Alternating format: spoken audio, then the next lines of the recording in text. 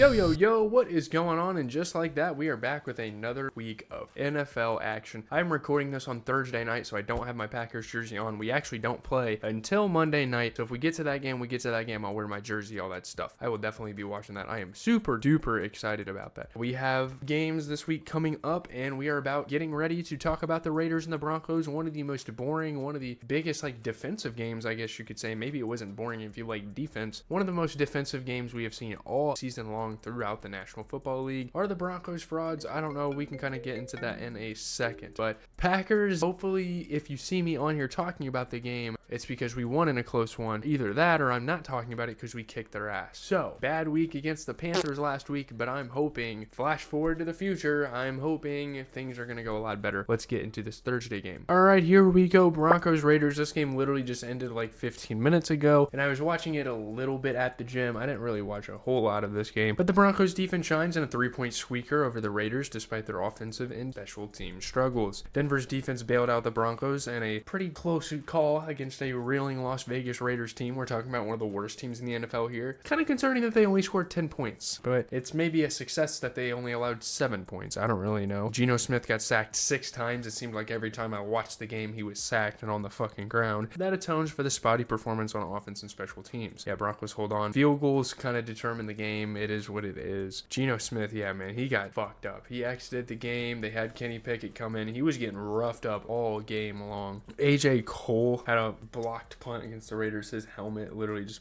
I don't know what the fuck was happening there. Bo Nix had a nice touchdown pass to Franklin. They actually, fun fact, they were talking about it on the broadcast. They played with each other at Oregon. Ashton Jeanty had the only touchdown for the Raiders this game. So there you have it. Kind of looking at the performances, Geno Smith threw 16 for 26, but of course he's going to throw a pick. What's a Geno Smith performance without an interception? Bo Nix threw 16 for 28. He threw a touchdown. He also threw 2 picks. So it was very, very sloppy offense. Ashton Jeanty getting in the end zone. Pat Bryant, it's cool to see him play good, but he had a 43-yard reception, and that's really all there was from this game. It was really the defense. Singleton and Nick Bonito looking like one of the best edge rushers, one of the best pass rushers in the NFL. I think he's easily making All-Pro this year, damn near first team. There you go. It was really a defensive game for the Broncos. Again, shout out to Pat Bryant coming out of Illinois. I live in the state, so it's cool to see that. Well, here we are. We are back. Sunday night football is over. We're not going to talk about that game, by the way. That was kind of a shit show for the Steelers, but we are going to talk about all of the good games from the Sunday slate, starting off with, I think they were in Germany, but the Falcons played the Colts. This was a really good game. Jonathan Taylor, absolutely insane numbers, and yes, I'm wearing a Celtics sweatshirt, trying to give the Packers luck for tomorrow, and I'm wearing it for an NBA recap I'm recording, but Jonathan Taylor, ridiculous numbers, 244 yards and 3 touchdowns for the Colts. They get a 6-point win over the Falcons in Berlin. So yeah, they were in Berlin. Even after a spectacular individual performance, Jonathan Taylor was all about praising his Indianapolis Colts teammates, and man, what a guy, what a fucking player. He has easily been the best running back this year, and he's had a couple of off games here and there, but he has continued to put the pressure on. I mean, they outlast him in overtime, walking it off perfectly. Who else to win the game for the Colts but Jonathan Taylor? Obviously, Tyler Algier got in the end zone a couple of times. It was a whole lot of fun. Jonathan Taylor's ridiculous. 83-yard touchdown. That is the longest touchdown for a Colts running back for rushing, which is crazy. Drake London, my guy on the fantasy, and my fantasy team's cooked, by the way. I'll put both of them on the screen right now, but dude, they fucking cooked. And Drake London was a huge part of that despite the loss. And now you look at things, Michael Penix could have been a little more efficient, but he still threw 177 yards and a touchdown. You get a Daniel Jones game of 19 for 26, 255 yards and a touchdown. He threw a pick. But I mean, you can make mistakes when you have Jonathan Taylor through 32 carries, going 244 yards and 3 fucking touchdowns. That is unbelievable. Drake London had 6 catches, 104 yards and a touchdown. But Tyler Warren continuing to be a great rookie tight end this season for the Indianapolis Colts. He had 8 catches for 99 yards. And Franklin, man, he was all over that goddamn field. I think it's Zaire Franklin. He was all over that shit. Getting sacks, running people down. Shouts to the Colts for continuing to be an absolute juggernaut for no reason in the AFC. Next up, a game that we probably shouldn't care to talk about, but it was a good game, so let's talk about it, man. Browns versus Jets. The Jets get a touchdown returns on a kickoff and a punt. How fucking fitting for a poverty game like this to have that happen. And they hold on. They beat the Browns by 7. This is their second win in a row. So yeah, they're 2-7, but hey, 2 games in a row. If the season started 2 weeks ago, they'd be one of the best teams in the NFL. The New York Jets made some franchise history in the span of 36 seconds. Then they held on the rest of the way for their second win in a row. So shout out to them. They take the Browns down, and that's got to be a morale booster for the locker room. Breece freaking Hall getting getting through the Browns defense, scoring touchdowns. Dylan Gabriel actually was decent this game, you know, throwing it to guys like Jerry Jeudy. And Jerry Jeudy, this is how good my fantasy team played this week. Jerry Jeudy was on my bench and was phenomenal. Isaiah Williams burning for a punt return touchdown. Kene Nwangwu had a kickoff return touchdown. I didn't watch much of this game. I was watching a lot of the red zone, but they didn't show this game a lot, and probably for good reason. Like, these are two very uninteresting, shitty squads. But Dylan Gabriel threw 17 for 32, 2 touchdowns. So despite the loss, I'd say he was pretty efficient. It's just he could have got the ball down the field a little bit better. Man, they were trying to use the hell out of Quinshon Judkins, and it just wasn't quite working on the Jets defense. He had 22 carries. So Justin Fields, 6 for 11, threw a touchdown, threw a pick though. I don't really fucking know. Breece Hall had 21 carries, and he also had a 42-yard receiving touchdown, which was kind of the big thing. Jerry Jeudy had 6 catches, 78 yards, and a touchdown. One of the best games for him this year. And they have that Will McDonald. Holy shit, Will McDonald had 4 sacks this week. I didn't even realize that. That is fucking unbelievable. That guy has had a hell of a season for the Jets defense so far. Despite losing, that guy probably is going to be all pro. He is ridiculously good. I will spare the Bills. I'll just put that out there. I'm not talking about that game. But let's get into the Jaguars and Texans. A good old slug out in the division. And wow, the Jacksonville Jaguars let this slip. Just like they've let a lot of games in recent years slip. Backup QB Davis Mills and the Texans overcome a 19-point fourth quarter deficit. It looked like it was in the books. And they come back, win the game. They stun the Jaguars by 7. In a team meeting the night before the game, Coach D'Amico Ryan showed the Houston Texans a video of a boxer who dislocated his shoulder and still managed to knock out his opponent, and they were looking like some big underdogs. We're talking about the 4-5 now Houston Texans. They're still a pretty bad team around the league, but hey, they get it done. They embrace the underdog mentality. This was a really good game. Sheldon Rankins took a fumble to the house from Trevor Lawrence. A lot of crumbling down for this Jaguars team. A lot of choking going on. They cement the win. Davis Mills had a nice rush touchdown. Davis Mills has been putting up some shit ever since CJ Stroud got hurt, so you got to give credit. Jaden Higgins had a nice touchdown catch. Travis Etienne for the Jaguars played okay, but kind of just looking around at things, Trevor Lawrence 13 for 23, 158 yards and a touchdown. He did throw an interception though. He had a fumble. It was quite costly. He had Davis Mills threw an interception, but he wasn't fumbling out there, and he threw 27 for 45, 292 yards and 2 touchdowns. So very efficient performance for Davis Mills. You get Marks getting in the end zone and Travis Etienne, each of the running backs getting in the end zone. Joe Mixon was out there, but I guess Marks got more of the touches. Jacoby Myers, not the greatest game, but 3 catches for 41 yards in his first game on the Jaguars after beating them the week before, which is funny. I think they beat him. I don't know. Nico Collins, holy shit, Nico Collins is back to form. The Texans might be back. If CJ Stroud can get out of concussion protocol quick enough, I don't know. It might be scary. 7 catches, 136 yards. And Daniil Hunter, I don't know how the hell this guy keeps doing it. 3.5 sacks. This guy, how old is DeAndre Hunter, by the way?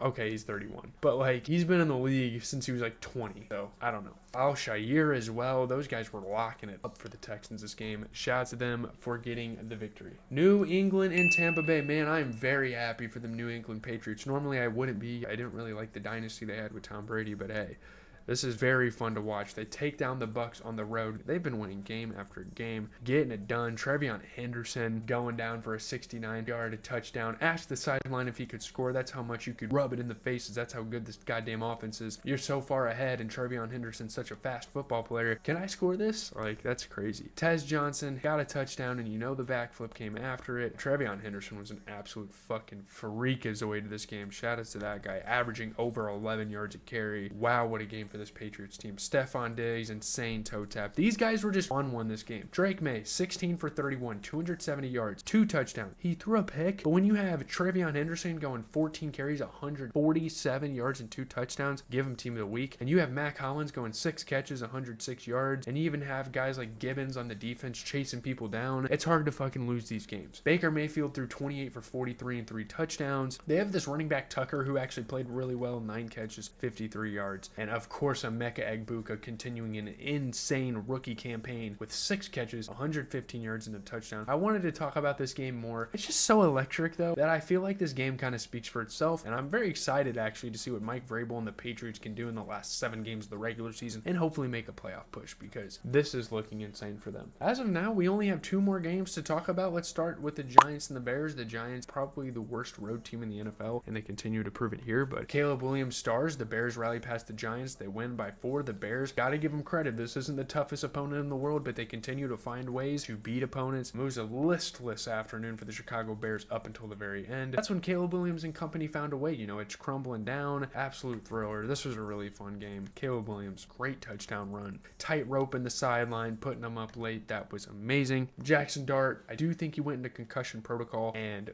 Russell Wilson came into the game to finish it out, but he had some mistakes, I'll say. He is a rookie, though. But he had 2 rush touchdowns as well, so I don't know how much you could really hate on the guy. Darius Slayton had a crazy fucking catch. That was insane. He had a really good game as well. But kind of just looking at the performers, again, this wasn't a game I didn't watch much. And I'm not really interested when Jackson Dart and Cam Scatterbo aren't on the field. That's kind of like the pride and joy. That's kind of like the watchability of the Giants. But Jackson Dart, before injury, he was playing good. 19 for 29, 242 yards. And I mean, Caleb Williams went out there, threw 20 for 36, 220 yards and a touchdown. This was a really good offensive game. Tyrone Tracy had 14 carries for 71 yards. You get 13 carries for 80 yards for DeAndre Swift. I thought that one Monungai guy was going to come in and take all of his touches, but no. DeAndre Swift still had a good game. DeAndre Slayton had 4 catches for 89 yards. And Rome Odunze, I guess they're listening to his dad on Twitter because he had 6 catches for 86 yards and a touchdown. CJ Gardner-Johnson was a fucking beast this game. And what a pickup for the Bears. 2 sacks and 9 tackles. I fucking love it. Shout out to CJ Gardner-Johnson. Shout out to the Chicago Bears. Even though they are a rivalry of mine, I still think it's cool to see them win these games. Last but certainly not least, another divisional team in my division, but this time they are on the losing end of things. They go down to the Ravens. Let's get into this Vikings game. Ravens win their 3rd straight game. Obviously, 2 of those were with Lamar Jackson on the field. They get 3 takeaways. They take down the Vikings, who've been kind of faltering a little bit. They win by 8. Lamar Jackson calmly and coolly added another Baltimore win to his resume in his 100th regular season start, so big milestone day for Lamar. Watching the Ravens defense stay strong against a quarterback playing in his 4th career NFL game. This was a good game, though. This was a game I paid a lot of attention to. Lamar Jackson, you know, throwing it to guys like Mark Andrews, and there you have it. I think the Ravens played a hell of a football game. Justice Hill being a solid running back, being one of the better backup running backs in the league, because, you know, they got a lot of usage out of Derrick Henry, and he wasn't quite going anywhere. He had 20 carries, but Justice Hill, nice rush touchdown in the red zone. JJ McCarthy threw a couple of picks. You got to give him a little bit of a break. Like, come on, guys. He's a rookie. He got picked by Malachi Starks, who I think is like a rookie or second-year guy. The Vikings are going to have to give JJ McCarthy certainly some time to develop in this league. It doesn't happen overnight. For some quarterbacks, it might, but it's not going to be in that case. You look at the Ravens, you get Lamar Jackson going 17 for 29, 176 yards and a touchdown. And I'm sorry, by the way, if I'm rushing through these games, but I want to be as efficient as possible here. JJ McCarthy threw 248 yards and a touchdown. He did throw 2 picks, so yeah, to an extent, he could have been costly for the game. He did have 5 carries for 48 yards, so he is continuing to show the Vikings fans and their organization and the rest of the NFL that he is a solid dual threat QB. You get Zay Flowers going 4 catches for 75 yards, and despite the loss, my goodness, the Vikings have debatably 3 wide receiver ones because Jalen Naylor, 5 catches, 124 yards and a touchdown. I believe this guy's a rookie this year. He went to Michigan State. No. I'm thinking of someone else. I'm thinking of the guy on Iowa State, but he's been in the league for like 3 years. What am I talking about? He was insane. I think they have Jonathan Allen. I think they just picked him up, which was a huge pickup for them because he was big in the pass rush for them, as he has been his whole career. So there's that game, and that is going to do it for this week so far. I'll catch you guys if the Packers have a good game here or whatever.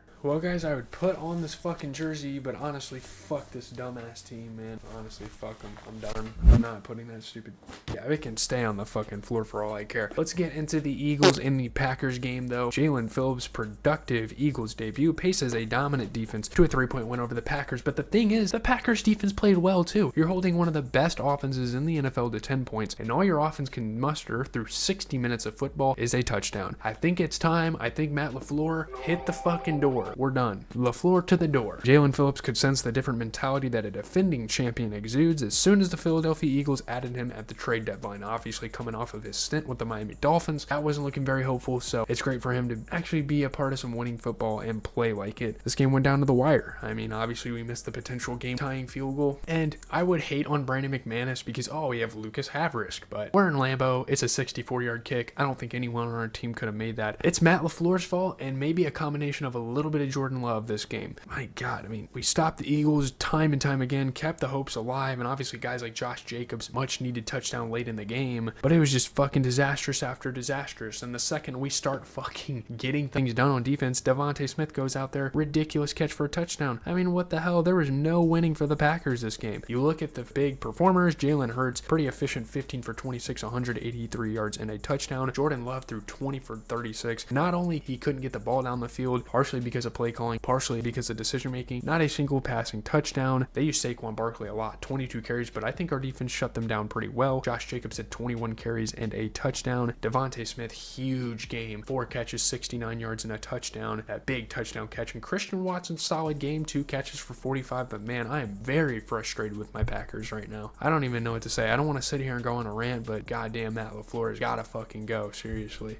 Also, false start on every fucking tush push, by the way, for the Eagles, so keep that in mind, NFL refs. Alright, I'm done here. That is going to do it for the video. I'm actually very far into editing this. I'm not putting this shit on. I'm swallowing my pride. I'm not putting that fucking jersey on. It's just not happening anymore. 5-3-1, I know we're a solid team, but you look at the rest of our division. Do you really think we're going to make the fucking playoffs? We have 2 of the best divisions in football in our conference. Right now, it's looking bad. And until we get Matt Lafleur the fuck on out of here, we're not winning any fucking games. I don't know. Nick Sirianni almost had like a really dumb decision for going for it on 4th down, but that's gonna do it for the video. I know, whatever. Leave a like, comment, subscribe, GZTV. I should be able to get this video out to you guys by Wednesday, but I'm gonna edit a little bit of it tomorrow and then work on other content because I really want to. Actually, right after recording this, I'm gonna try and finish up watching Doctor Strange in the Multiverse of Madness, which is gonna be a review coming out to the channel soon. So peace out, everyone.